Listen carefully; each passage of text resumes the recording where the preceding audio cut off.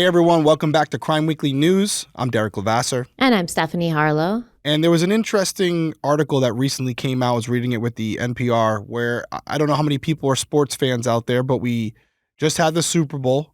Congratulations to the Philadelphia Eagles. Before we even came on today, Stephanie was blasting Kendrick Lamar as I walked in here. So clearly you watched the Super Bowl, right, Stephanie? I did, yes. Okay, so I think everybody was enjoying the Super Bowl, whether you're a Chiefs fan or an Eagles fan. I did turn it off after the halftime show because by that time... Game was over? The Chiefs hadn't scored at all. Yeah. And the Eagles had like one. 23 points or something, and I was like, I don't see. It was a shocker. I think, obviously, Chiefs were the favorites. They were going for a three-peat, and unfortunately... they didn't get it done, but I have a feeling they will be back, although the Eagles just looked phenomenal. But that's not why we're here today, as you can tell from the thumbnail. We're going to talk about the crime that's occurring with some of these athletes. Some of you may have heard a couple months ago, December 9th, 2024, Joe Burrow, who's the quarterback for the Cincinnati Bengals, he was playing a game against the Dallas Cowboys in Texas when over $300,000 worth of jewelry, designer luggage, and other items were taken from his home. Now, if you're following like the entertainment news, the big story with this that a lot of people were covering initially was that this model was staying at his house and she basically called in the fact that she heard someone in his house while she was house sitting, and everyone was kind of up in arms about it because apparently, I don't even know the backstory, but apparently Joe Burrow has a longtime girlfriend. This woman was not his girlfriend. Not her. Yeah. So that's why everyone was covering it. But listen, we're not here to talk about it because I don't know what his situation is. Maybe his girlfriend knew about it. Maybe this is just a friend. Really didn't matter to me. What was important is that this wasn't the first burglary of a high-profile athlete while they were outside of the state playing a football game. So it appeared to be calculated. It appeared to be premeditated. And it also happened to Travis Kelce. It happened to Luka Doncic, who's a professional athlete, a superstar for was the Dallas Mavericks, now the Los Angeles Lakers. That's a whole different story. And apparently, as this is all unfolding, there's a lot more to this story because not only did they catch the guys involved with Joe Burrow's case, but the FBI is uncovering that this is a much bigger entity performing these burglaries, and it's a lot more sophisticated than you might think. Yeah, so it says that the investigation began on December 9 when an associate of Burrow's reported an apparent burglary after he arrived at the residence and discovered rooms were unusually messy and a primary bedroom window on the backside of the home had been broken. This was according to a charging document cited by the attorney's office. Obviously, Burrow was in the Dallas, Texas area for the NFL game, and if you think about it, you really only need two things because these are public figures, and so their schedules, especially when they're playing games, are pretty obvious. You know he's on this team. He's on the Bengals. You know the Bengals are playing Dallas and that it's a home game in Texas. So you know he's not going to be home. So from there, all you got to do is figure out where he lives, which isn't the easiest thing, but can be done if you need to. So investigators said they found trail camera footage of a person carrying luggage through the wooded area near Burrow's residence before the suspects were tracked across several states. They were eventually detained at a hotel in Fairborn, Ohio, where the Ohio Highway Patrol stopped them for a traffic violation. Investigators, they ended up arresting 3 individuals. It looks like they are all from Chile, and they seem to be the alleged tip of the iceberg of South American theft groups committing crimes throughout our district and elsewhere, according to U.S. Attorney Kenneth L. Parker. So authorities charged Jordan Francisco Cuergo Sanchez, who's 22, Bastian Alejandro Orellana Morales, 23, and Sergio Andres Ortego Cabello, 38, with transporting stolen goods interstate and falsifying records, according once again to the U.S. Attorney's Office in the Southern District of Ohio. So apparently this is a thing that's happening, a big thing that they're now trying to put a stop to. And they found out that these 3 guys who had broken into Burrow's home, they took selfies of themselves posing like with his signature jewelry on, you know, because he's got a lot of money. What do I always say, right? If criminals were smart, we wouldn't catch them. Yeah, well, I mean, they probably thought they weren't going to be caught because, you know, they were gonna come into the country, do what they needed to do, and then get out before anybody figured it out. But obviously, that's not what happened. Not at least in this case. Although, as you mentioned, there's been other robberies where people haven't been caught, right? And it's not just athletes. There's also just high profile people who are in the news or are on social media that are putting out where they are, where they're currently visiting, where they're traveling to, where they're working, and as a form of marketing. And these groups are taking advantage of that. That's why, you know, when we bring it down to the normal level and not the professional athlete level, I am pretty conscious about not posting where I am at that exact moment for a variety of reasons. Mm-hmm. One, you never know who has a problem with you. They could show up, or it also lets them know that you're not home. So I would advise everyone, just on that note, to, when you're posting on social, save the photo, post it a day or two later, and that way people can't start to get a beat on what you're doing and the practices that you kind of carry out throughout the week, where you develop a pattern and they can expose that. Yeah, and I mean, with this, it goes even deeper, because it wasn't just these Chilean men. They have, I guess, associates kind of positioned all around, because federal prosecutors in New York City actually raided a fence pawn shop in Manhattan. And they have alleged in court documents that this pawn shop regularly served as fences for South American theft groups who engage in crime tourism. And one of the men, Dmitry Nizinski, he was linked to at least two of the men arrested in Ohio by phone records and video surveillance. And the documents allege that Nizinski also had contact with one of the Ohio suspects less than a week before Burrow's house was broken into. And so Nizinski and another suspect, Juan Villar, each now face one federal count of conspiracy to receive stolen property and 3 counts of receipt of stolen property. Now, they searched Nizinski's storage units, and they found, quote, large quantities of luxury goods and clothing, including high-end handbags, wine, sports memorabilia, jewelry, and art, end quote. And they said the units also held power tools commonly used in burglaries and opening safes. And they also alleged that witnesses said Nizinski and Villar coached them to steal items away from New York, so it would be easier for the defendants to resell the items and harder for law enforcement to track. Nizinski is a Georgian national. He's been subject to a final order of removal from the U.S. since 2003. However, Nizinski remains in the United States, as he cannot be returned to his home country, according to NPR. Now, I will say, a lot of people might be like, oh, who cares? They're just stealing stuff. These people probably have insurance on these items. And if they don't, they should. Yes, that's absolutely true. You might believe that burglary of wealthy people is a victimless crime. But when these guys went into Burrow's house, he's got his quote unquote model friend staying there. What happened if she wandered into the room?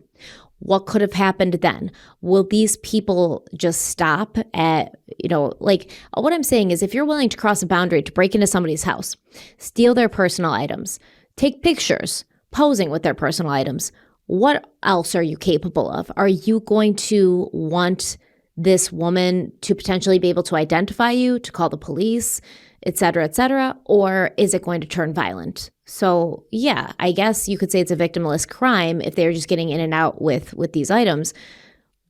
But there might be people staying at these houses. I mean, these are mansions. They got like 11, 12 rooms. You don't know who's there. You don't know who could wander in. Maybe they have kids. You don't know. And so there is the potential for things to turn violent because they have such a high stakes of getting these items, getting them fenced at these New York City pawn shops and things like that. There's money on the line. And honestly, I don't think it's a crazy leap to think that it could turn violent. Of course.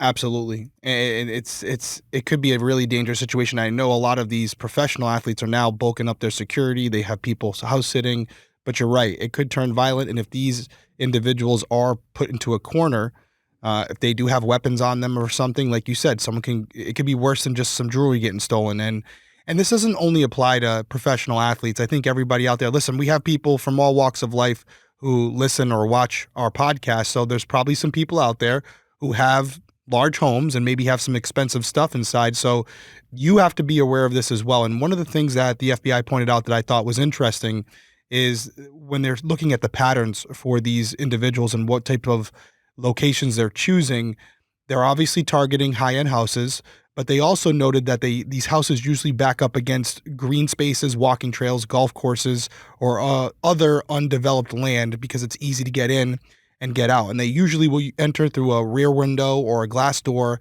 preferably on the second floor. And I was trying to think about why that would be. I guess it could be a couple reasons. One would be the alarm systems are just activated on the first floor, maybe not on the second, or maybe they figure the bedrooms are on the second floor, so it's quicker access to the more valuable items.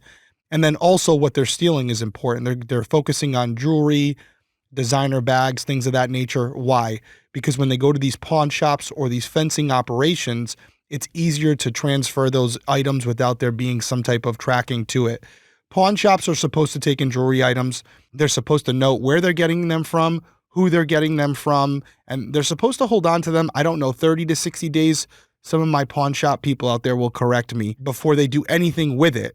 That way, if it's reported stolen, law enforcement agencies can go to these pawn shops and say, hey, have you taken in an item that matches this description? Yes, I have. Here it is. Who sold it to you?